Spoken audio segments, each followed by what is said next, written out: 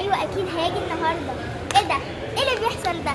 ازاي تخترقي خصوصيتي كده؟ ايه المكان الجامد اللي انت فيه ده يا جوجو؟ احنا هنا في دارك كيدز، اجمل مكان ممكن تروحوه. بصوا في مجات جميله جدا ازاي وشكلها تحفه وعصريه جدا، وكمان هتلاقوا فيه اللابوبو اللي مش هتلاقوه في اي مكان خالص الاصل، وكمان هتلاقوا هنا كل حاجات هيلو كيتي. شايفين شكلها تحفه ازاي؟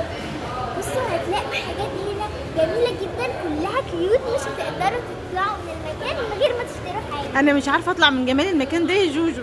ايه المجات التحفه دي؟ وكمان هتلاقوا الليب جلوس المشهور دلوقتي اللي هو بيكون متعلق فيه البتاع الليب جلوس صغير كده. وايه القطعه الفنيه اللي فوق دي يا جوجو؟ مش قادره من جمالها، مش قادره. بصوا كمان شايفين شكلها ده منبه ولا لعبه ولا ايه بالظبط؟ شكلها تحفه قوي ولونها كمان كيوت جدا. وايه الحاجات الكيوت دي يا جوجو؟ دي بقى